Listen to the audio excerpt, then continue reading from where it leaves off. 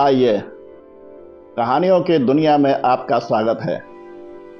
नमस्कार मित्रों, मैं हूं डॉक्टर रामजी भाई। आपके लिए एक छोटी सी कहानी लेकर आया हूं। अभी कुछ दिन पहले मैं वाराणसी में एक गृह प्रवेश की पूजा में गया था और वहां एक विद्वान पंडित जी पूजा करा रहे थे। पंडित जी ने वहां बैठे हुए सभी लोगों को हवन में शामिल होने के लिए बुलाया और सबके सामने अलग अलग हवन सामग्री रख दी गई। पंडित जी मंत्र पढ़ते और कहते स्वाहा। लोग चुटकियों से हवन सामग्री लेकर अग्नि में डाल देते। घर के मालिक को स्वाहा कहते ही अग्नि में घी डालने की जिम्मेदारी सौंपी गई। हर व्यक्ति थोड़ी सामग्री डालता, इस आशंका में कि कहीं हवन खत्म होने से पहले हवन सामग्री ही ना खत्म हो जाए। घर के मालिक भी बूंद बूंद करके घी डाल रहे थे। उनके मन में भी यही डर था कि कहीं घी खत्म ना हो जाए। मंत्रोच्चार चलता रहा, स्वाहा होता रहा और पूजा पूरी हो गई।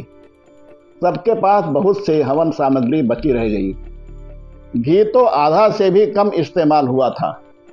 हवन पूरा होने के बाद पंडित जी ने कहा कि आप लोगों के पास जितनी भी सामग्री बची है उसे अग्नि में डाल दें।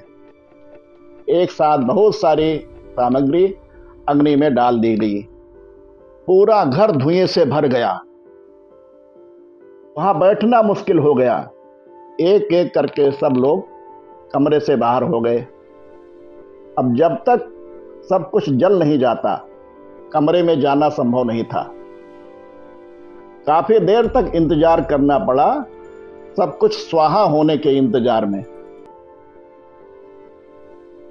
दोस्तों, मेरी कहानी यहीं रुक जाती है।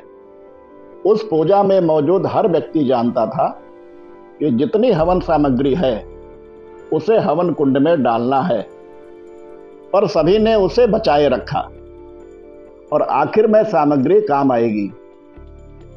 ऐसा हम सब लोग करते हैं, यही हमारी फितरत है।